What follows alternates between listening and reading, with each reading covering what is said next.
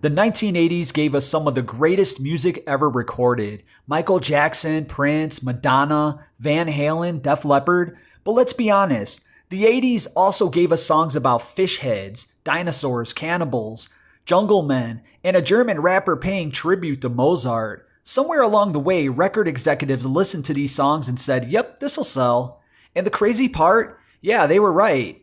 Today we're counting down 10 of the weirdest hit songs of the 1980s. These aren't the worst songs, far from it. In fact, I actually like a few of them myself. So dust off your cassette player, crank up MTV in your imagination, and let's celebrate 10 songs that prove the 80s weren't afraid to get a little weird. Starting with number 10, we're going to ease into this insanity with a song that sounds like your buddy grabbed a microphone at karaoke after 3 beers. Oh, baby, you got what I need.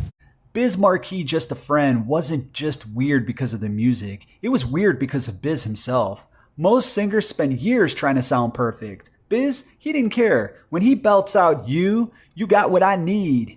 It's gloriously off-key, and somehow that's exactly why everyone remembers it. Now, if you think that was unusual, wait until you hear a song whose lyrics could fit on a sticky note. Number 9. Imagine writing a hit song and deciding, you know what? Words are overrated. That's basically what German band Trio did. Da, da, da. Da Da Da became an international hit using about 3 actual lyrics and a whole lot of da da da. Minimalists don't even begin to describe it. The music sounds like someone accidentally left a Casio keyboard on demo mode. The singer barely raises his voice above a conversation, and yet, you hear it once, and it'll be stuck in your head for the next 3 days. Speaking of songs that shouldn't work, let's head into the jungle, literally. Here is number 8 on the countdown. The first time you hear this song, your brain immediately asks, did this guy just start yodeling like Tarzan?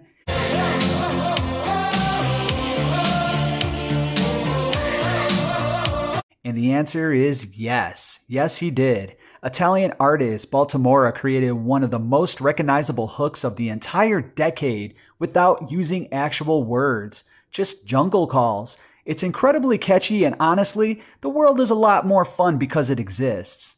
If jungle calls weren't strange enough, our next song somehow convinced America that a cheerleader chant belonged at the top of the charts.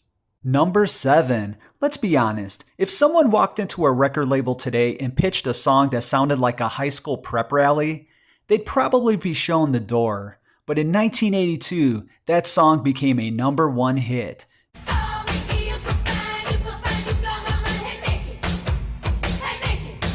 Mickey wasn't actually written by Tony Basil. It was originally recorded a few years earlier by the British group Racy as a song called Kitty.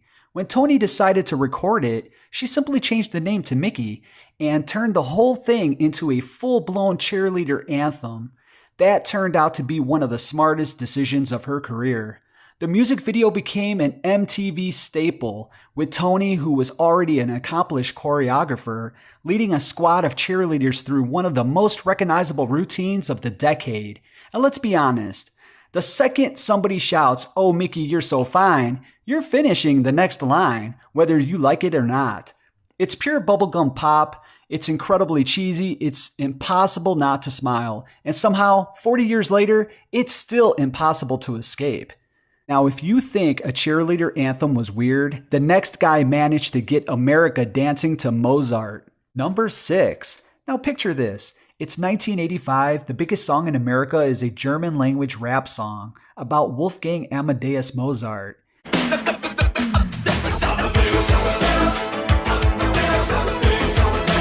If you predicted that in 1984, people would have checked to see if you were feeling okay. Austrian singer Falco wanted to tell the story of Mozart as if he was a 80s rock star, wild, rebellious, controversial, and larger than life. It's basically a history lesson that you could dance to. Even funnier, most Americans had absolutely no idea what Falco was saying. Against all odds, Rock Me Amadeus climbed all the way to number 1 in the United States. making Falco an international superstar overnight. It's one of those songs where you don't really need to understand a single lyric. You just know something wonderfully strange is happening. Now, if you thought Mozart was unexpected, wait until Dinosaurs crash the party. Number 5. There are novelty songs, and then there's a song that literally asks everyone to walk like a dinosaur.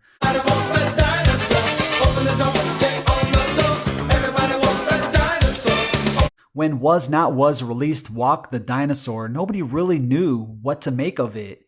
Was it a dance song, a novelty record, a social commentary?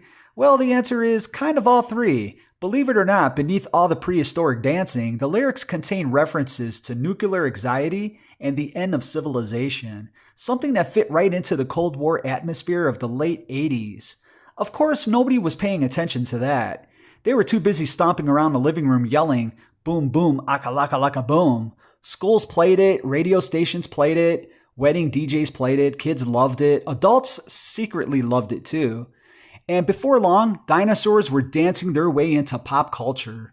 Only in the 80s could a song about prehistoric creatures become a mainstream hit. You know, up to this point, these songs have at least made some sense, but now we're entering the truly bizarre territory. The next song sounds like someone was scanning radio stations in another dimension. Number 4. By now, you've probably noticed a pattern. The 80s weren't afraid to get weird. But then along came Mexican radio, and everybody else said, okay, that's weird. Can't understand just what does he say?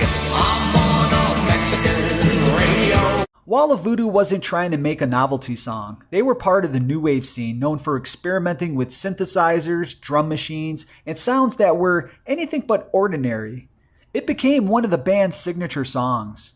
If you thought that was bizarre, the next song proved you don't even need real lyrics to make music history. Number 3. Let's just get this out of the way. Who writes a song about fish heads? Apparently Barnes and Barnes.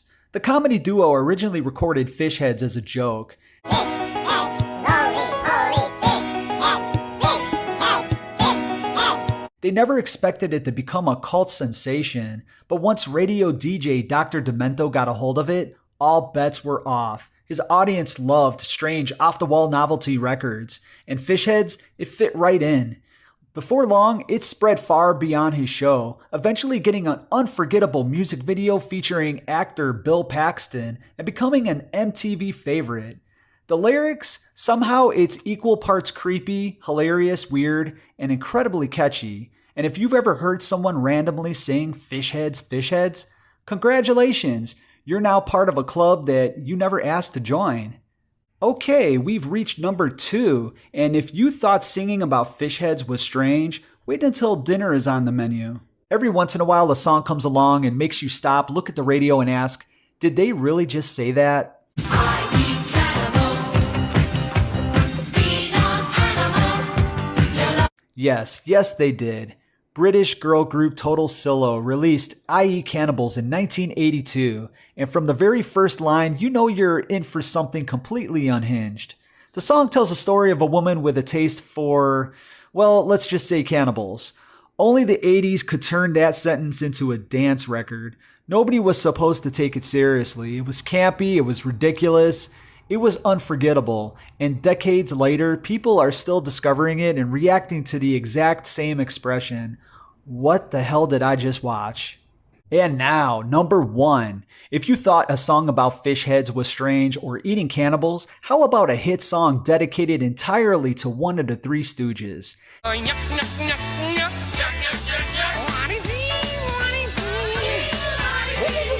Yes, somebody actually made that happen. The Curly Shuffle was recorded by Chicago group Jump in the Saddle Band as a tribute to Curly Howard from the Three Stooges. The song is packed with Curly's famous catchphrases like "nyah, nyah, nyah, nyah, nyah," or "woo woo woo woo woo woo woo," and enough slapstick sound effects to make you feel like you've wandered into an old black and white comedy short. The timing couldn't have been better. In the early 80s, local TV stations across America were still airing Three Stooges reruns, introducing a whole new generation of kids to Curly's hilarious antics. That nostalgia helped turn this quirky tribute into an unlikely hit, climbing all the way to number 15 on a Billboard Hot 100. Think about that for a second. Only the 1980s could pull that off. So there you have it, 10 wonderfully weird, unusual songs that somehow found their way onto the radio and into our memories and hearts. Some were novelty songs, some were musical experiments, some made absolutely no sense, and somehow they all became part of what made the 80s one of the most unforgettable decades in music. Now I want to hear from you. Which wonderfully weird 80s song did I leave off the list? Go ahead and drop that down in the comments below. And if you enjoyed this trip through the wonderfully weird side of the 80s, don't forget to like the video, subscribe to the channel, and I'll see you on the next one.